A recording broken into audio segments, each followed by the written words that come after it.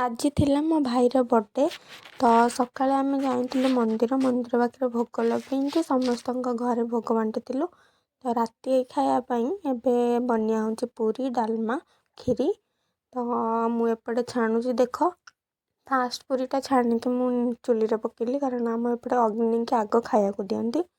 ତ ଛାଣି ସିକିରିକି ପକେଇ ସାରିଲା ପରେ ଆଉ ପୁରୀ ପକେଇଲି ଛାଣିବା ପାଇଁ। ଦେଖନ୍ତୁ ଗୋଟେ କରି ପକାଉଛି ମୁଁ ପୁରୀର ଗୋଟେ ପଟ ହେଇଗଲାଣି।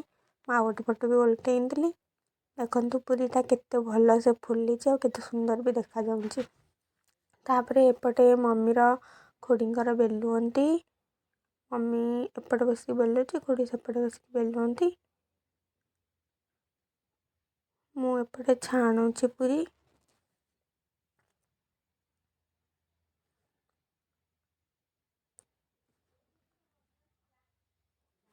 ସବୁଯାକ ପୁରୀ ଭଲସେ ଫୁଲେଛି, ଭଲ ବି ଦେଖାଯାଉଛି ରେଡ଼୍। ଆଉ ଗୋଟେ ମଣିଷକୁ ଛାଡ଼ି ଦେଇଥିଲି, ମୋ ଖୁଡ଼ିଙ୍କ ପୁଅ କାହ୍ନା, ଯିଏକି ମେନ୍ ଲୋକ। ତ ସିଏ ବସିକି ଗୋଲ କରୁଛି, ସେ ଅଟାକୁ ଗୋଲ କରୁଛି। ଏପଟେ ଖୁଡ଼ି ବେଲୁଅନ୍ତି, ଦେଖନ୍ତୁ। ଏପଟେ ମୋ ମମି ବେଲୁଛି। ଇଏ ହେଲା ମୋ ପିଇସି ପୁଅ, ତ ଆସିଥିଲା। ଇଏ ହେଉଛି ମୋ ଷ୍ଟୁଡ଼େଣ୍ଟ। ମୋ ପାଖକୁ ଟ୍ୟୁସନ୍ ଆସିଥିଲା। ଟ୍ୟୁସନ୍ ସରିଲା, ମୁଁ କହିଲି ଯାଆନି, ଖାଇକି ଯିବୁ, ସେଥିପାଇଁ ବସିଛି। ଆଉ ଏପଟେ ତ ଜାଣିକି ମୁଁ ଛାଣୁଛି ନିଆଁ ଚୁଲି ପାଖରେ ବସିକି ଆଉ। ତ ସବୁ ଏମିତି ଚାଲିଲା ଛଣାଛଣି କେତେ ସରିବ।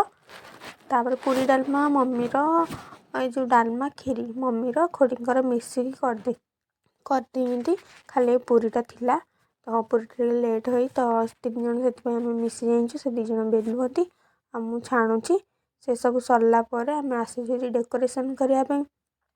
ଦେଖନ୍ତୁ ମୁଁ ଡେକୋରେସନ୍ କରୁଛି, କାହ୍ନା ମୋତେ ହେଲ୍ପ କରୁଛି ଅଠା ଲଗେଇବାରେ। ତ ଡେକୋରେସନ୍ଟା କେମିତି ଲାଗୁଛି? ଭଲ ଲାଗୁଛି ନା? ସବୁ ଘର ଜିନିଷ, କିଛି କିଣା ହେଇକି ଆସିନି, ଖାଲି ବେଲୁନ୍ଟା କିଣା ହେଇକି ହେଇଛି। ସବୁ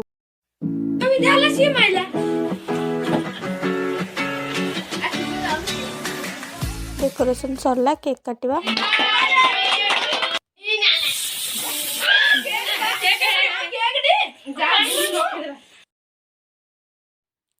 କେକ୍ କାଟିକି ଆଗ ସେ ମମିକି ଆଉ ଖୁଡ଼ିଙ୍କି ଖୁଆଇବ, ତାପରେ ତା ସାଙ୍ଗ ପିଲା ସମସ୍ତଙ୍କୁ ଯେଉଁମାନେ ଆଇଛନ୍ତି। ତାପରେ କେକ୍ କଟା ସରିକି ଆମେ ସବୁ ସାରିଲା ପରେ ଆମେ ଯିବୁ ଆମ ଯେଉଁ ହେଇଥିଲା ପୁରୀ ଡାଲମା, ସମସ୍ତେ ଖାଇବେ। ତ ସେପଟକୁ ଚାଲ ଯିବା।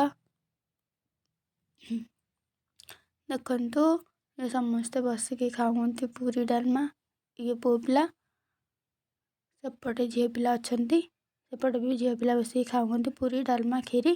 ଯଦି ଆପଣମାନଙ୍କୁ ମୋ ଭିଡ଼ିଓଟା ଭଲ ଲାଗିଛି ତ ଲାଇକ୍ କମେଣ୍ଟ କରନ୍ତୁ, ସବସ୍କ୍ରାଇବ୍ ବି କରିବାକୁ ଭୁଲିବେନି।